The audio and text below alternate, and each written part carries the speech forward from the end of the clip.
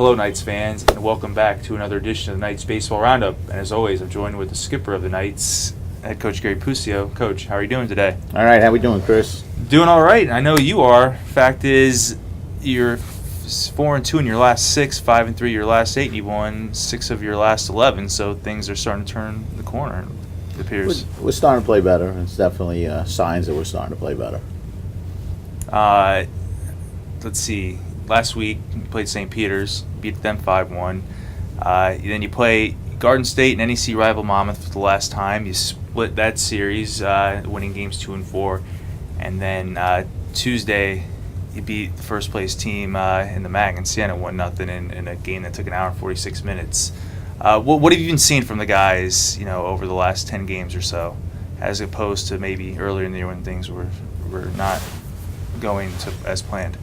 Well, I think we've always emphasized here since I took over playing good defense, and I think the defense has played better and better, especially the last 10 or 12 games where you can probably cite an outstanding play in almost every game. We built FDU baseball on throwing strikes, playing defense, and getting timely hitting, and that's starting to happen. The last 10 games or so, I'd say, we're doing that. I mean, we haven't done it as consistently as I'd like. We've probably could have won a couple more games that we didn't manage to come through in certain spots, but for the most part, we're making progress, and I'm pretty happy with where they are right now. I think it says a lot that we were 3-21 at one time, and they didn't roll over and just call it a year, which they could have easily done, and we could have had one of those 5-55 seasons or 5-50 seasons, and it says a lot of credit to the players that they didn't do that, and I think that comes from Kyle Weeks being just the leader he is, and the kind of player he is with the intensity he plays with, that he wouldn't allow that. Kyle Weeks, you just mentioned his name, had a huge day at the plate in the first victory against Monmouth, in which we held on to win 7-5. It seems like these days that things that were happening before, we weren't getting hits with runners in scoring position, and now that's starting to happen. And you think it's just something that finally the law of averages was starting to work out in our favor? Well, I think it's just the right guy at the right spot.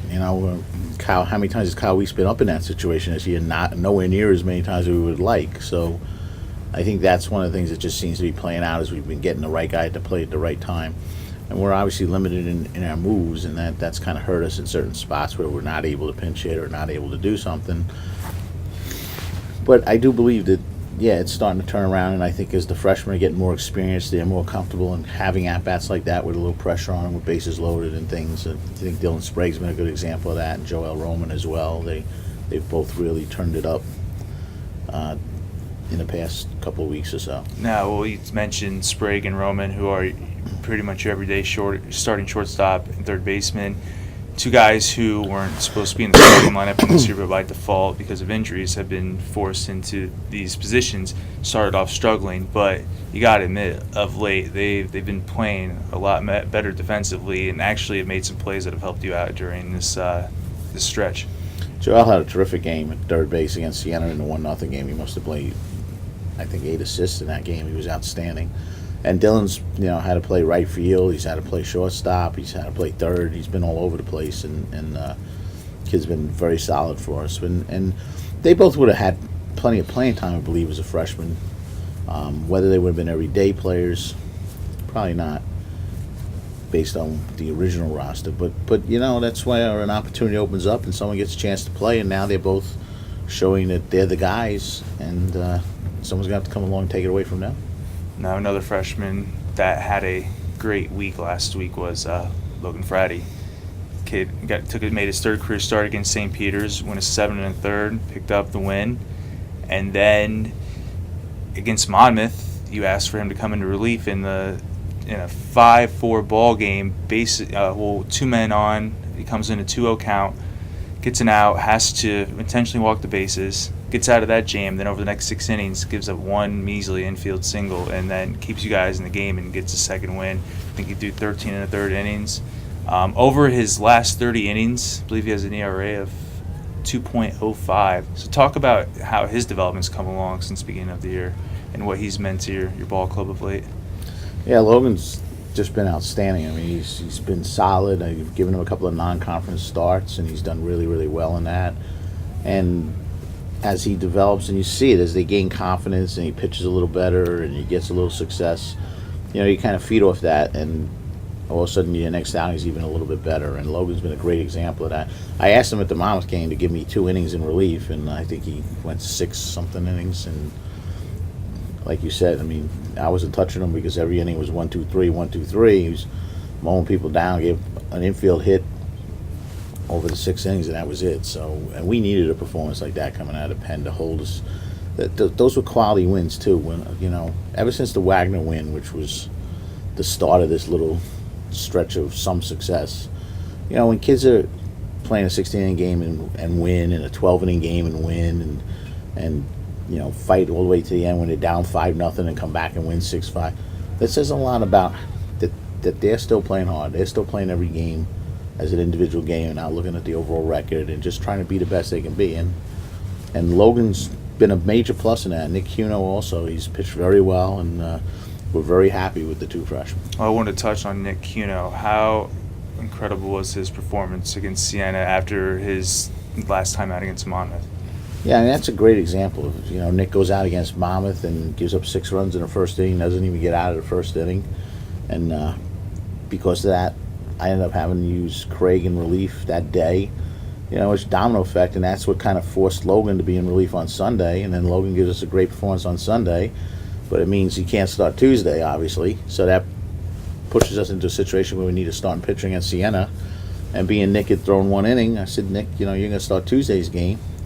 Nick he goes out and throws 7 shutout innings. So it says a lot about their resiliency and about what I'm talking about playing each game separately and recognizing each game's its own entity, and let's try to win today and not worry about anything we've done before or worry about anything we need to try to do in the future, and let's just worry about winning today. And they have been 2 absolute examples of very solid pitching, and I think that's the difference too, and why we're starting to win a little bit is pitchers have to throw strikes. Our biggest problem this year has been pitchers walking way too many batters. I mean, we've given away way too many freebies, and those 2 guys have shown they don't, and I think that's why they've been successful. And now with the wins coming lately, you have now been able to use sophomore closer Eric Snyder, who picked up saves 3 and 4 this past week, with the 4th one against Siena, tying the program's all-time saves record, tying Spencer Kelly, who you coached in 2011. Just talk about what that record means, having someone break a record like that in the program under you. Yeah, I'm pretty proud of the fact that both of them are my players. I mean, Spencer had 7 saves before I became the coach in his first 3 years here. In his senior year, he had 9 saves for us, which at the time was the single season record and also made him the all-time closer at FDU. And Spencer was just a gutsy pitcher and definitely one of the better pitchers I've ever had when it comes to handling pressure and getting things done. And when we signed Snyder to be a starting pitcher, and as everybody knows, at the time circumstances made it where we had to turn him into the closer, and that goes back to an opportunity opens itself up for somebody and they make the most of it. And to save as many games as he saved in 2 years has been absolutely incredible. He should have had another save this year. We was camping under the 3rd out at Wagner in 9 innings, and someone misheard someone, and all of a sudden the ball drops in when it wasn't supposed to, and the game was over. It was 8-7, and that would have been a save for Snyder, and he'd already have the record. So I think it's pretty impressive that I've given this kid the ball with the lead, I think now 19 times, and out of 19 times he's saved 16. He's stayed on the mound and won twice, and he's basically blown 1 game for us out of 19 times that I've handed him the ball with the lead. And I'll take that kind of percentage every day of the week. And yeah, I trust him emphatically. A little scary yesterday in the 9th inning. He had 2 out, nobody on, and all of a sudden we walk a guy on 4 pitches, which just drives me bananas. And then a bloop base hit, and all of a sudden, I don't know if it was scored a wild pitch or a pass ball, but all of a sudden the runners move up, and now we're a single away from being behind in this game. But he threw a nasty 2-2 pitch that just swung on and missed, and he just gets it done. And lucky to have him. I'm a big Eric Snyder fan. Now he has, as you said, been Money in the Bank. One other person I want to touch on too is Riley Moonen. The kid has been hitting the baseball unbelievably lately, batting 3, sometimes lead off, and also too his playing center field. He just makes it so easy out there, and we all know it's not that easy.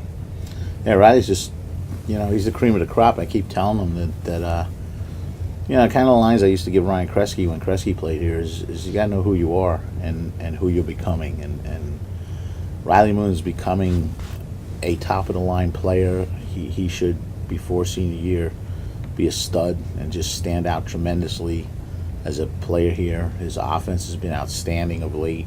His defense is always outstanding. I mean, he's money in the bank. You appreciate him more when we play on the road in a bigger park to see the balls he runs down. I mean, he made a catch at Wagner that still I can't believe he made. And the kid just, if it's in the air and he has a shot, he's going to find a way to get to the ball. And he's a joy to have on a team. He's just a kid that whatever you need, coach, whatever you want. He's just a class act.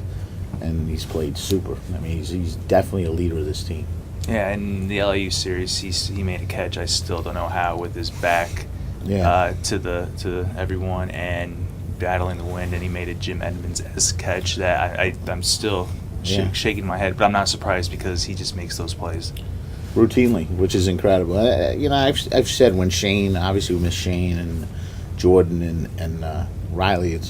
I've been doing this 34 years. That's the best outfield I've ever coached in my life defensively. They are one better than the next. They come up with play after play, and they're impressive. I mean, they really are. And they also are all good hitters. And Jordan's been coming around, and it's no accident that as Jordan's been coming around, we're starting to play a lot better. All right, now looking to ahead this weekend, you guys are going to travel to Emmitsburg, Maryland, to play Mount St. Mary's, who currently right now they are in last place in the conference with 2 wins and right behind us. What can we expect to see from the Mountaineers? They're always a tough team, especially playing at home in their building in their park. It's a lot tougher place to play for whatever reason. They always seem to play well at home, and I expect a tough series. And we're going to have to pitch well and do the things we do well to be successful. And it sure ain't easy. I mean, Mount St. Mary's has done very well against us since I've been here, at least. They have a winning record against us during my time here, and hopefully we can change that this weekend. Hopefully we can go out there and win some games on the road and keep some of the momentum going that we've established. Now, I'm sure the question that the diehard fans of the show want to know is, are you going to seek out Gavin Neville and try to get him back on this show to replace me? I know there's been a lot of petitions going around saying that, but it is not true that I signed those petitions. I was asked. I thought long and hard, but no, I did not.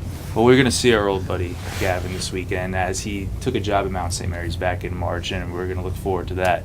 But Coach, thanks for taking the time to join us, and good luck this weekend against the Mount. Thanks, Chris. All right, Knights fans, until next time, we'll see you again on an edition of the Knights Baseball Roundup.